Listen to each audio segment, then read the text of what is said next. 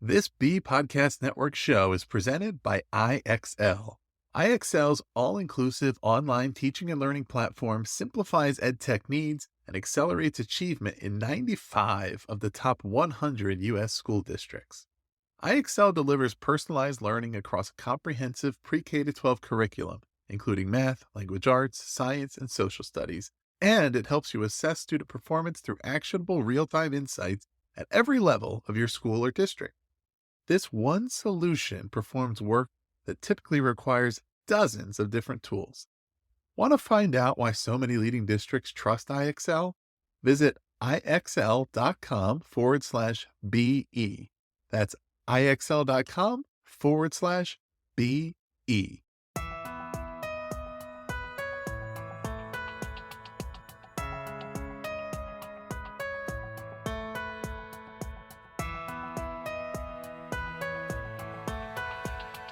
Welcome in, everybody. You are listening to the Authority Podcast here on the B Podcast Network. Thanks, as always, for being with us. If you are a regular listener or a new listener, it's a real pleasure to have you here for what should be a great episode.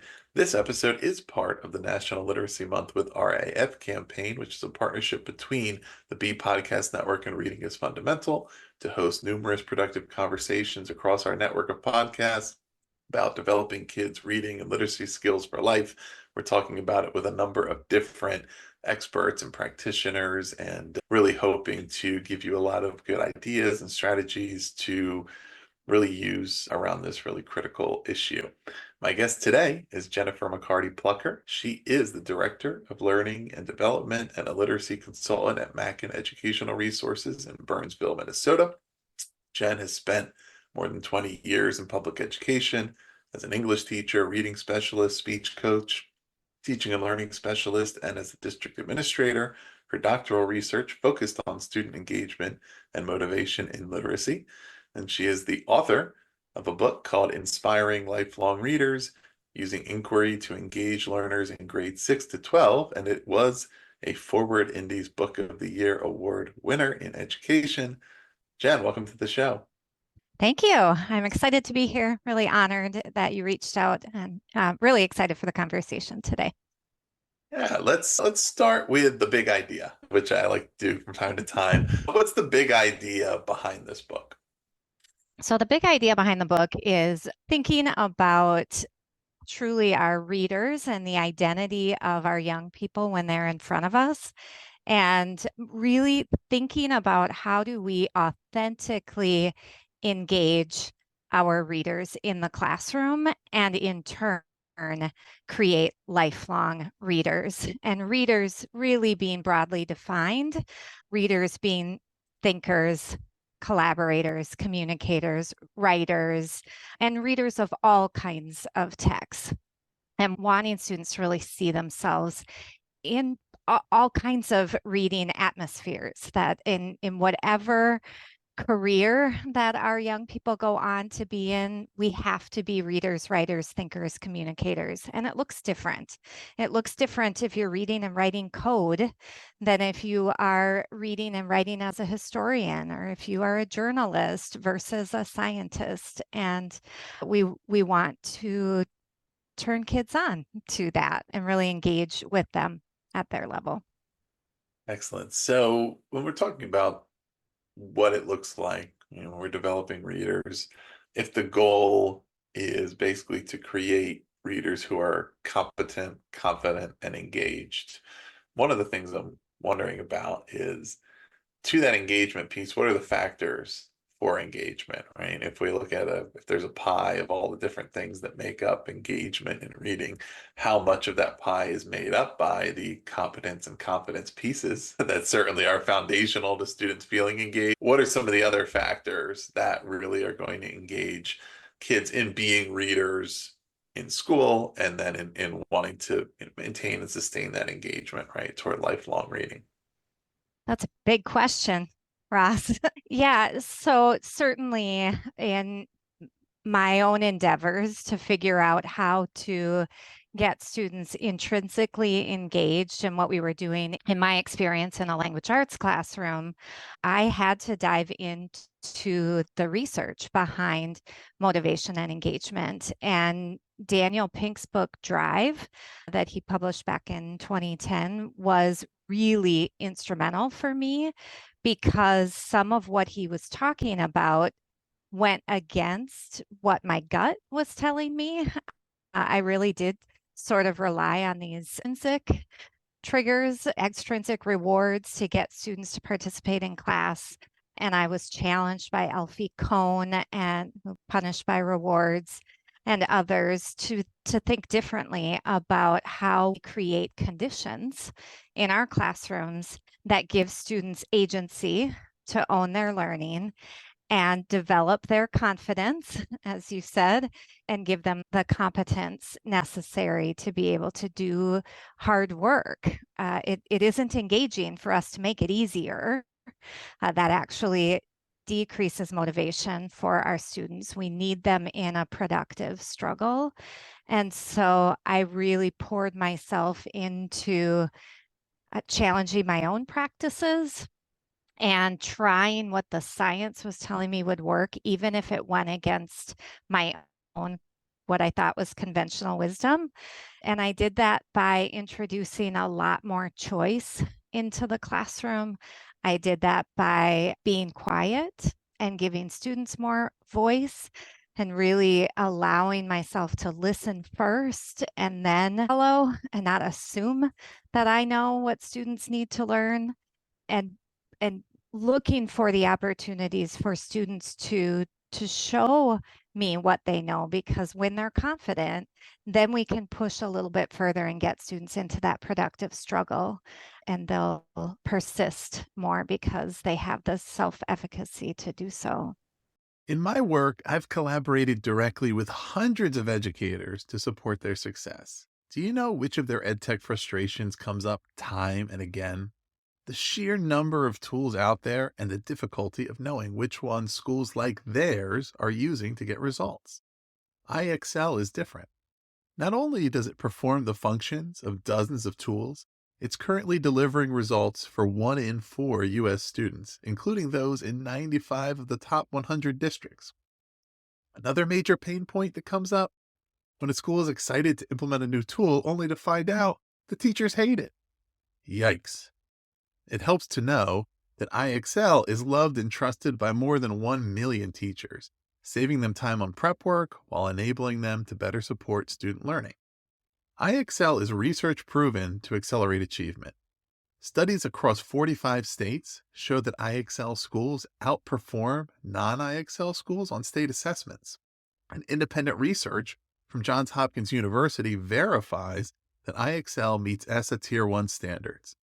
With those results combined with iExcel's teacher-friendly reputation, what more could you ask for? If you have a goal to increase achievement for all students, make sure to find out what iExcel can do for you. Visit iexcel.com/BE for a demo. That's iexcel.com/BE. Yeah. Yeah, in a sense, and the language here is typical, and it's coming from the marketing materials around the book and the way it's presented to describe what the goals are around readership, right? But the challenge a lot of times is to have each of those states of being for students happen kind of in the reverse order, right?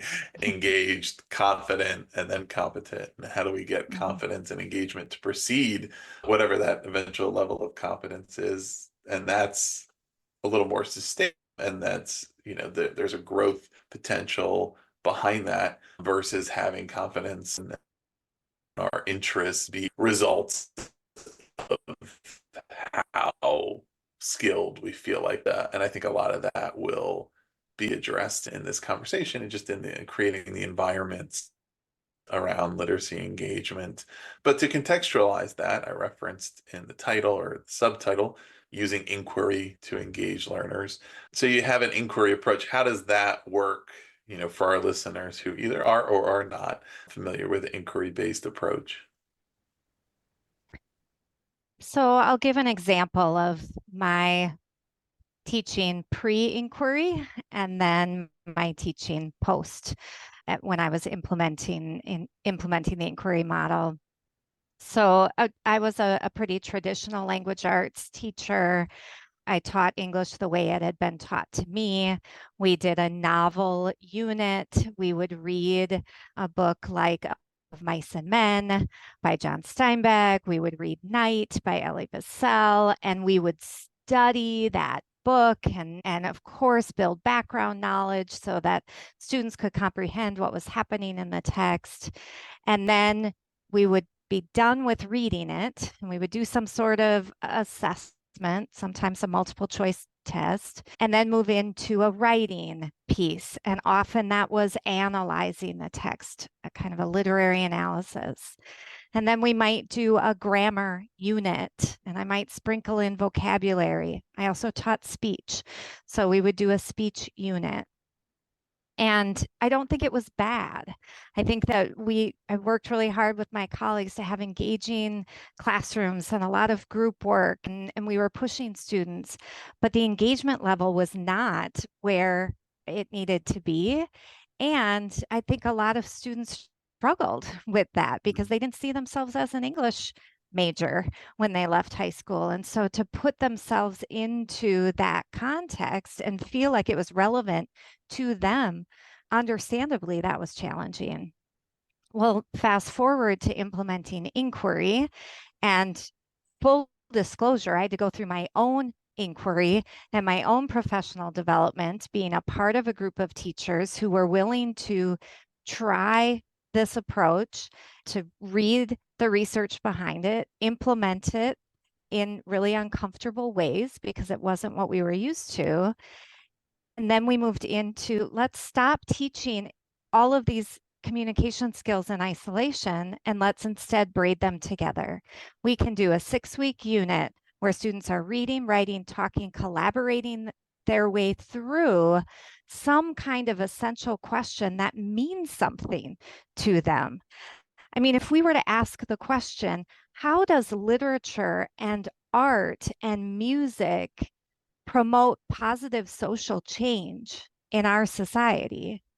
Now you have a question kids care about. Mhm. And we have a plethora of texts that we can use, and we can even include the classics. We can bring in how texts from the Harlem Renaissance were used to promote social change. But there's also so many current pieces of art, literature included, that students can interrogate. And when we do that, we save ourselves some time because we're not isolating all of the skills. We introduce multiple perspectives for students. And when we choose one text and everybody has to read that one text, there's missing perspectives there. And this provides an opportunity for students to hear lots of different perspectives, and it gives a much richer experience for our students. And we want them to have that experience all the time, but for sure when they walk across that stage at graduation. And that is everybody's collective goal, birth through grade 12. And it gives students an opportunity to not have to master a skill in that moment, but they have opportunities to try and revise and think. And it is then at that staircase of complexity and ultimately that ladder to competency. And my own experience was I was floored by the results.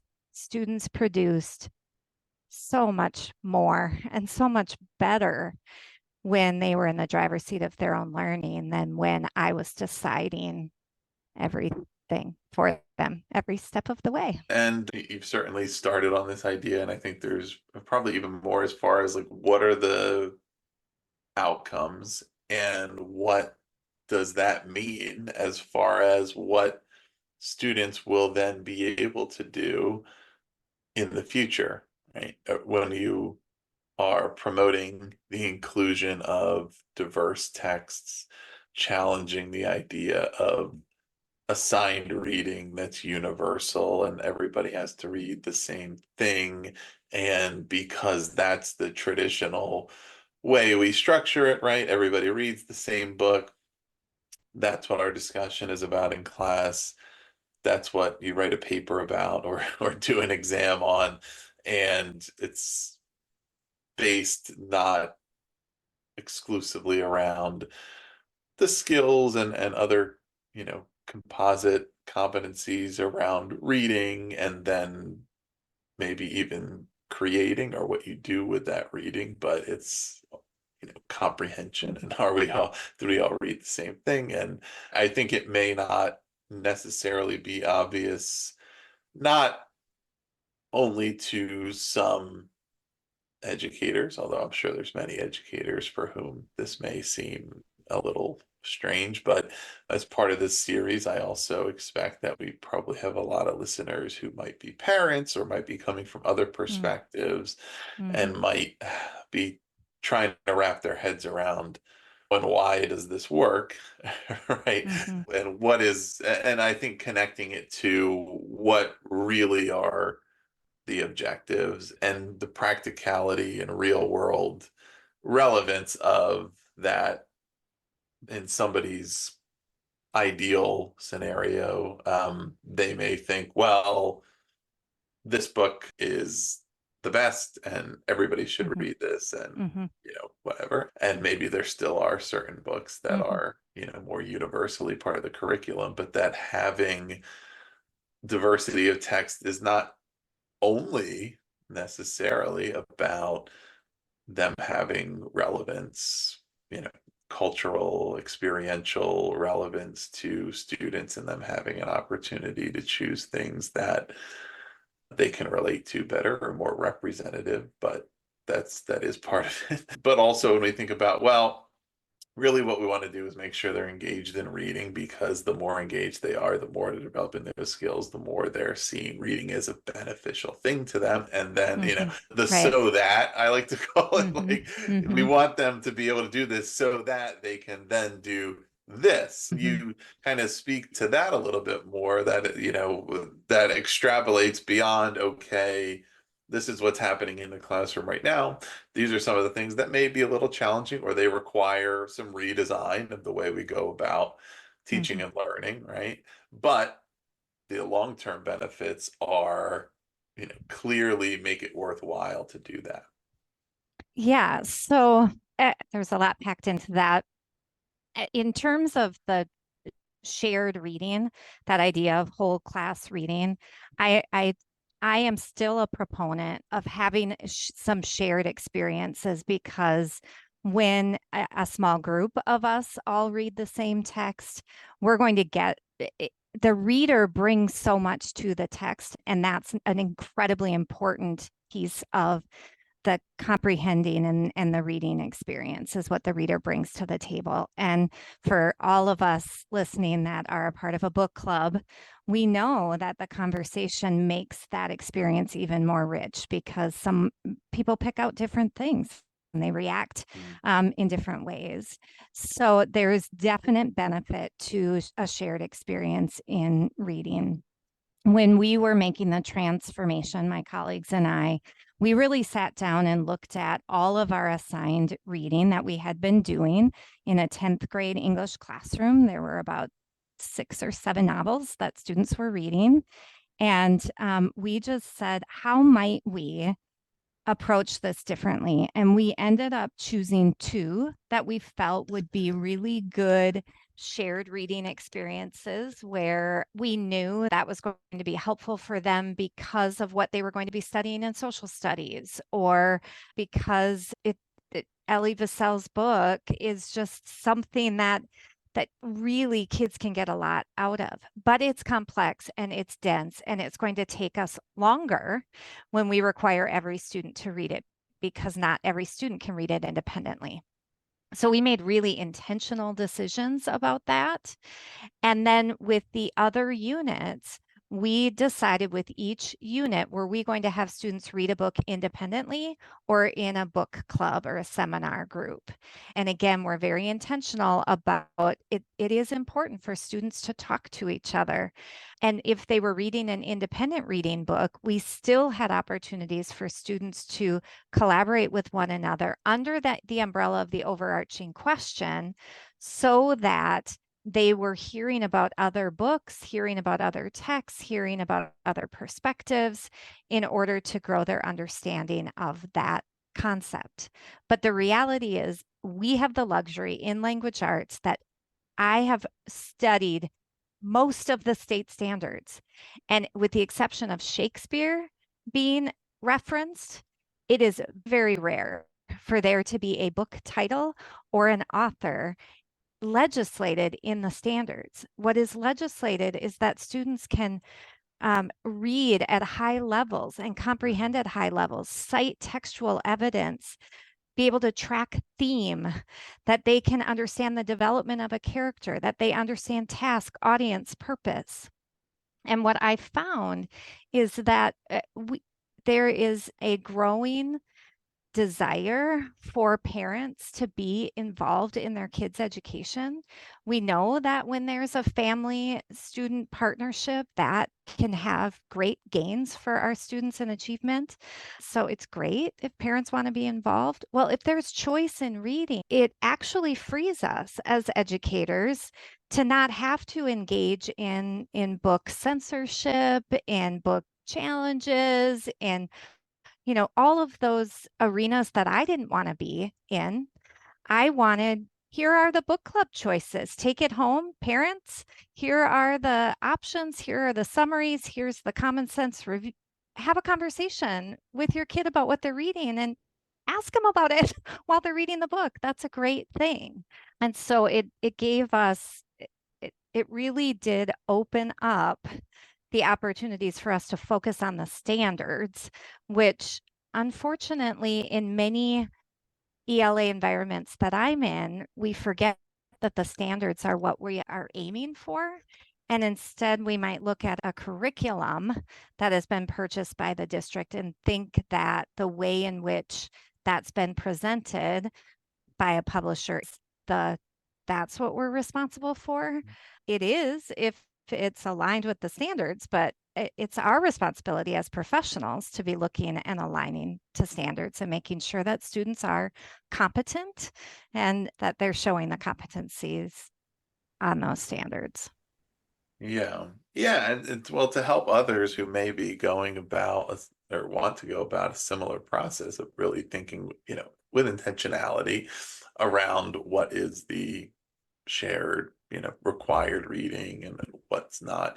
What are some of the factors that you consider? Is it length, right? Is it important? The themes and the content? I could see how, for example, I seem to remember, in high school when we read The Grapes of Wrath, that being a pretty lengthy unit. And if I decided after a couple of chapters, I really hate this book, and I knew this is what we're doing for the next month, I would be kind of, become disengaged, right? And think, man, I have to work through this entire long book, and this is just not for me.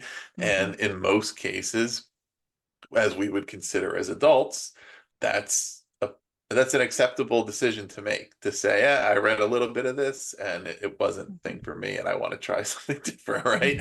And and there's certain things that we might say, this is so important because of XYZ that we want to read it. There's others where we might say, okay, everybody's going to read these things that are a little bit shorter. You get through it, and then we kind of reflect on what did you like about it, what did you not like, etc. But I'm curious about some of those. What are some of the decision making factors that might guide an approach that others are thinking about and how? Well, I'll stop there and go through that, and then I'll ask the follow-up. Okay. So in my own personal experience, we sat down and really looked at each novel and talked about what were we doing with that novel? Were students engaged in the past? I mean, we had collectively years and years of experience to say if kids Is this a book that kids seem to over and over respond to? We did consider length. We did consider readability. We really thought a lot about if it is a difficult text, what are the supports that we have in place for students who are unable to read it independently, yet. And that guided our decision. When I've worked with other teams of English teachers, we've had similar conversations where they're deciding to redesign their year. And we start with the questions of which books are you most excited about using and which ones are students really responding to. And I remember being with a group of teachers and they were like, The Outsiders is the book that's what kids look forward to. They talk about it when they come in because their friends talked about it. It's super engaging.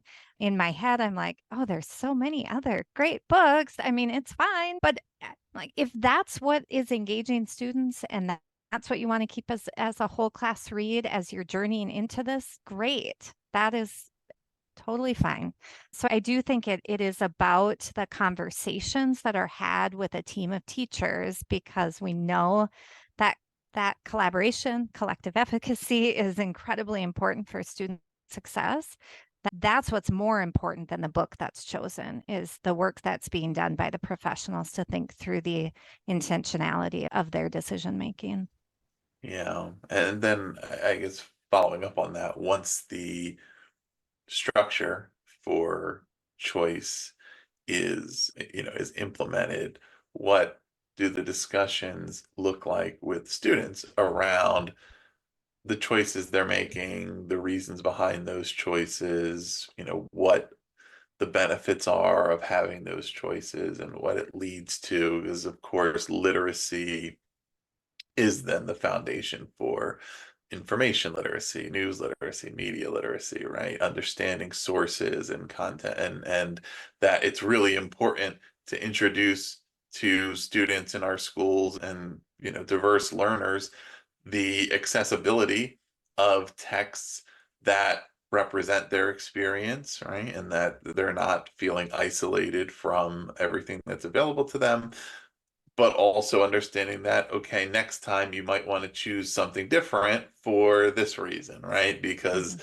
reading is also meant to expand and broaden our world, or to give us access to different perspectives. But, going back to, there's intentionality behind that. It's not just, this is what we've always done, or this is the dominant perspective, so everybody's just going to read that. And if you're not, represented in that, you never access anything different. But having real intentionality behind understanding the perspective. But, how are students then, who maybe they're at a certain grade level and this is the first time this is introduced to them, right? Being, kind of onboarded onto that and having dialogue around, okay, here's how you're making your choices, here's why, and yeah, go from there. Yeah, I think for us, we made sure for every unit to be inquiry and to have that overarching question. So we were not doing a night unit anymore. We were doing a unit where we were going to interrogate Elie Wiesel's quote, where he said that the opposite of love isn't hate, it's indifferent. What did he mean by that? And do we believe that to be true today? He said it during World War II. Do we believe that, or in relationship to that, do we believe that to be true today? And then we still had a rich text set that went with that anchor text of night. So while everybody's reading night, we're going to work through this together. There's value in a shared experience. This is something that we're all going to be talking about. We also are going to be looking at TED Talks and poetry and art and satirical cartoons. And in some cases, we even introduced opportunities for students to do some independent reading along that theme at the same time that we're reading night. We don't stop that independent, engaged reading just because we're reading a whole class novel. We just might split our time, the time that we're devoting to independent reading versus the time that we're devoting to that shared experience. And our expectations in terms of how much students are reading independently is going to change, of course, because we're asking them to read this other text together with us. But a lot of that was being done during a shared time. In the book, I talk about the importance of a workshop framework and a really nice, tight structure for me, 50 minutes in the class period, so that students can engage in inquiry. They need time to do that in small group or independently. So I talk about stealing that from our elementary colleagues and having a start together time. That's our shared time at the beginning of the class period before students move into guided practice, or whether it's collaborative or independent. And then we come together at the end to share. So there's some accountability and some assessment collection to inform our decisions around how the next day is going to go. But a lot of times the whole class reading is taking place during that shared time. And that might mean that we're listening to part of the book, or I'm reading it out loud, or we're doing some partner reading with that, so that there's some shared literacy lifting, especially with night, because it was a challenging text. Yeah. And so I would like to talk about the environment, the learning environment, and creating the ideal conditions for literacy engagement. And there's the physical, and then the classroom culture, the social emotional components. What does the ideal physical environment look like to you? So for me, and a big part of the book was my discovery in my doctoral work of a large group of students in our 9th grade group that were reading far below grade level. I happen to have taught in a high performing high school. We often are in new U.S. report for top schools. I joke that my family can't afford to live in the attendance boundaries, so to live outside and open enroll our kids. But because of that, the on national percentile tests, the students that in our school were often in the 70th and above in their percentiles. Well, too many of our students were in like the first to the 25th percentile. And when your peers are so much further ahead, it makes it that much more challenging. So as I was doing that research and discovering these students, we decided we need to create an intervention program for 9th graders. We need to give them a double dose of literacy. And so we were researching, what is that going to look like? And in a tour that I did of some different classrooms, I wanted for students to walk into this classroom feeling like they were walking into the cozy reading nook of a coffee shop. There's so many beautiful ones in Minneapolis. And I'm like, I want that. I want that for these kids, because reading's hard. And the only way we get better at reading is by reading. And I wanted them to be able to get the bookshelves, the cozy corners of the classroom. And so we did. We transformed the classroom to be filled with books. Classroom libraries are incredibly important, not just for our elementary students, but through grade 12. Kids need to be in proximity to books, and then in proximity to books they want to read. So we did work with the company that I work for now to help us know what are the great books that are out there. When I've read Of Mice and Men 22 times, I don't know what's been published. I'm not following that. But the company that I partnered with happened to have teachers on staff and librarians on staff who know. And they were able to give us a list of those tried and true great books that students can be immersed in that are going to help them become readers. So that was important to me. I also share the story in the book about it was Labor Day weekend and I didn't have my room set up yet. And we had just replaced the carpeting. So my entire classroom library was in boxes. And I was going to go in on Labor Day.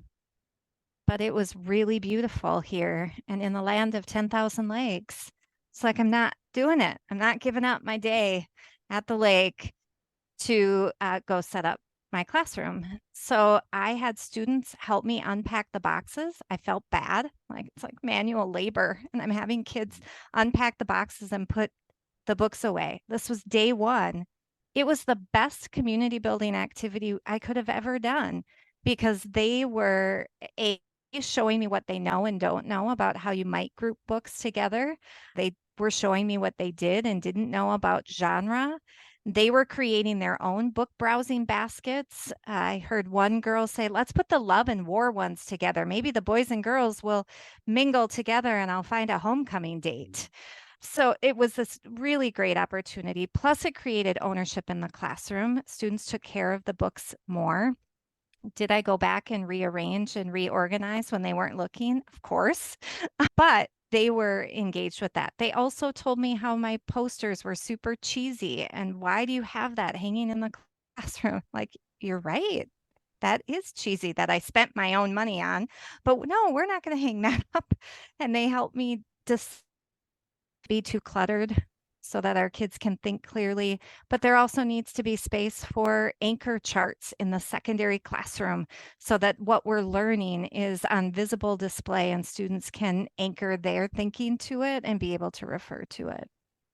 Yeah. As far as the emotional climate, it's really important that we know our kids and that we take time to know our students. And I tell an embarrassing story in the book about, in my haste to get books in the hands of students right away, I was taking the lead from what students the previous year had loved to read, and I was putting that on students this new year, and it wasn't what they were necessarily looking for. So I had a student who I had chosen the books because he reminded me so much of a student I had the previous year. I went to that student's notebook, found all the books that he had read, put a stack on Devin's desk, and he was like, I don't know why you think I want to read about basketball or drugs or gangs.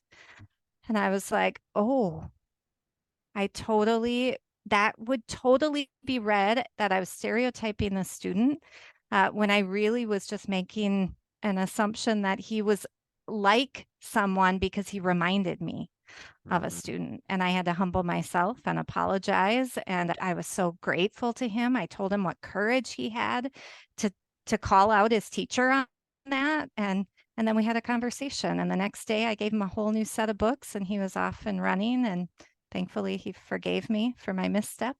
But we can't underestimate how important it is that we develop those relationships with our students. Yeah. So you referenced the community building activity around, just setting up the classroom. And while a lot of this learning is and also may seem independent, particularly when we're talking about, students not always necessarily reading the same things and all of that, there still is a community of readers, writers, thinkers, collaborators. How does building that community benefit their learning and achievement? It's critical. We started the year with an inquiry unit on what does it mean to be a part of a community, and really examining what does community mean? What are the different communities that students are involved in their own lives? And what are the characteristics that allow a community to thrive? What do we do when there's conflict in a community? And we were reading texts, we were writing about that. Again, reading, writing, thinking our way through that. And then we talked about what does it mean to be a community in our classroom? And ultimately, I really wanted students to feel like if I'm gone, my community misses out because they don't have my contributions today. And while students, of course, are going to be absent for a variety of reasons, I didn't want students to be absent from my class because they don't like English. They just don't want to be there. And I had plenty of those before where students just like they're in school, but they just don't happen to be in my class. And we didn't want that. And we were able to create these opportunities for students where they wanted to be there. And I saw the results when, after a year of this paradigm shift, we wanted students to read over the summers. So we let go of books from our classroom library. We checked them out to the students and then invited them to a summer books and barbecue to bring books back and swap them back out. And we had about half of our kids that came for it. They came for the community, but they also came for the books, and they came for the barbecue and the kickball tournament. But there was that sense of community. And I had coached speech for years, and I knew what community felt like in co-curriculars. I'm the parent of a dancer and an athlete, and I know the community that my own children have when they're involved in those activities. And my thinking or approach is, why not in the classroom? Why not have that kind of community? And so we were committed to that. Yeah.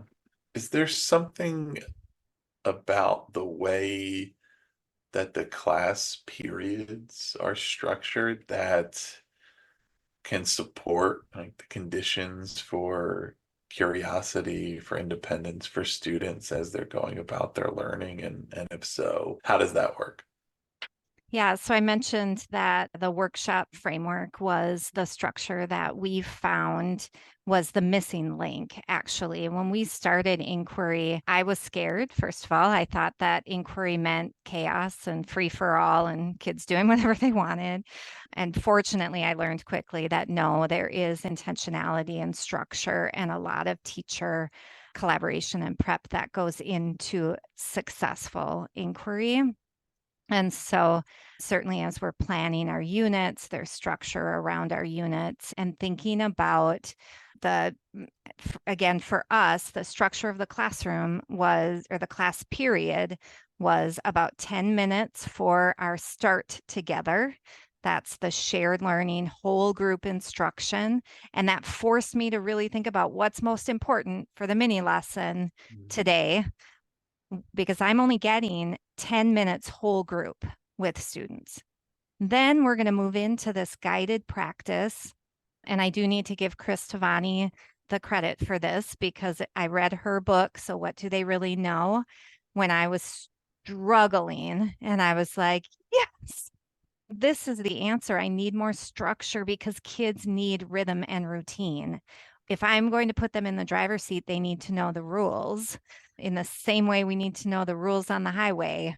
And kids aren't, my students weren't used to being necessarily put in the driver's seat. They were very used to tell me what I need to do to get the A, give me an example, let me get it done so I can turn my attention to something I really care about. We needed that structure. During guided practice, that was about 25 minutes of the 50-minute period, maybe a little more. And that was individualized in some ways. So students might get choice in what they're doing during that time period. And I'm busy during that time period. I'm meeting one-on-one with students, conferring. I might be meeting in small groups with students. I might be observing students. I'm not at my computer. I'm not grading things. I'm not an email. I mean, this was a shift too, in that I'm on my feet the whole 50 minutes because I'm observing and I'm gathering data and doing the real teaching that happens in the moment when it's needed, that responsive instruction. And then holding sacred at least 5 minutes at the end of the hour for what we called share. So start together, guided practice, end together. And the share what might be a whip around. What is a discovery that you made today? It might be an exit slip. What's a question that you have that is a burning question for you? It might be a quick assessment. It might be two students sharing what they discovered during guided practice that I observed, and I'm going to let them teach the students versus me teaching it, because we know it's more powerful when it comes from your peers. And that that structure, honestly, was the only way that we could make inquiry work in the classroom. And it became just such a powerful way for more responsive teaching and learning. And because of that 5-minute share, it was really hard for students to waste time during guided practice because they were accountable for something at the end of the hour. And when I was first making the switch before I had fully figured out inquiry, I would just take a class period and redesign it. We're working on a research paper and I've got the library today. Old Jen, it's work time. And I would walk around and whack them all. How come you're not working? Are you having trouble finding an article? Why are you guys talking? Can you not be throwing paper? And it was just this whack-a-mole all hour. If instead we go down to the library, I pull everybody together in a large group for 10 minutes and I give them a mini lesson on the best databases that are going to help them with their research. And we do this shared learning. And then I say, when we share at the end, you are expected to give this and this on your exit card, or you're going to turn and talk and share this and this, or we're going to do a whip around. And then they go work. They're more motivated because they have direction, they've got a focus, and they know they're being held accountable at the end of the hour. So that structure was a lifesaver for us. Yeah. And Jen, as we are coming to the end of this conversation, to sort of highlight one final thing, it could be something that you've already talked about, it could be something that we haven't. Is there one tip or technique that more schools should try when we're thinking about this goal, inspiring lifelong readers, right? That's the title of the book. That's what it's really all about. If we were just to highlight that one thing that anybody could do if they make a plan for it, what would you highlight? So if I can only pick one, we have to give our young people time to read during the school day. It is not cheating as secondary teachers to give reading time in all of our classrooms. I think sometimes we feel like, nope, I need to assign the reading, have them do that outside of class so I can use all of my minutes for teaching. Well, if we don't value reading during the class period, our students don't think we value reading. And we can do a lot while they're reading. We can confer with them, we can listen to them read, we can talk to one-on-one about what they're reading. We can have them annotate the text so that we can see inside their brains while they're reading. That was one shift that I worked with a social studies teacher on. Instead of giving end of the week reading check quizzes, just collect their sticky notes and have them sticky note their thinking while they're reading. And maybe you could have them like put it in themes and find themes. If you still want to give the reading check quiz, go ahead. But you're going to engage kids in actually reading and thinking about their reading if you give them time to read and if you let them write down what they're thinking and let them embrace their questions. They don't have to have it all figured out. That's how we're going to get our students to think at high levels about their reading. And then I do have to add that if we're going to give them time to read, we also have to give them engaging things to read. And if there can be choice in that, even if it's from the social studies chapter, give them a part that's required, but there's a lot of extra stuff in there that is ancillary to make the textbook thick. Give them some choice in what they're going to read for the rest of the chapter, and that will give them agency and that will engage them. Well, that's a great one. I'm glad we had a chance to touch on that, giving students more time to read in school instead of just making that an at-home thing is a great opportunity to try. So test that out, go back, think about some of the things we discussed here more broadly. If you want to learn more, certainly read the book. The book is Inspiring Lifelong Readers. It's available from Solution Tree or wherever you get your books. We'll put the links below to make that easy. If you want to find it on Amazon, from another bookstore, directly from Solution Tree. You can also learn more at jenniferplucker.com. We'll put the link there below. You can learn more about Jennifer's work. Anything else listeners should check out? Nope. Keep listening to Ross's podcasts. I've been learning a lot. So we thank you for all the work that you're doing and putting out there as well. Wonderful. Yes, please do. If you haven't already, subscribe to The Authority. We have more interviews coming up around this topic of literacy and reading. So we'll be covering that throughout the month of September and really into the fall. You also can hear more about that from our other shows. Go to bpodcast.network. You'll learn about all of our other podcasts there as well. If you're interested in more literacy, education, leadership, teaching and learning, parenting, there's a variety of other topics that we cover here and across the network.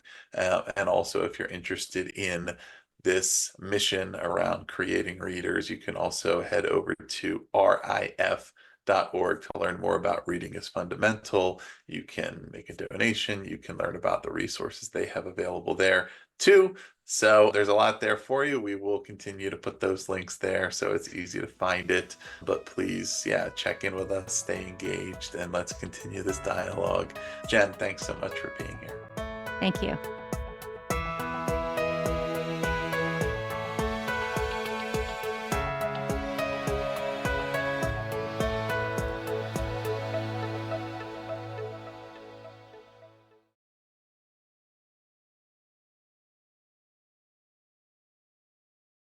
Do you want to simplify your school's technology, save teachers time, and improve students' performance on state assessments?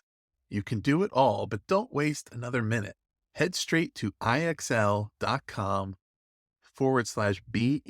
to learn how IXL's research proven teaching and learning platform can help you achieve all of these goals.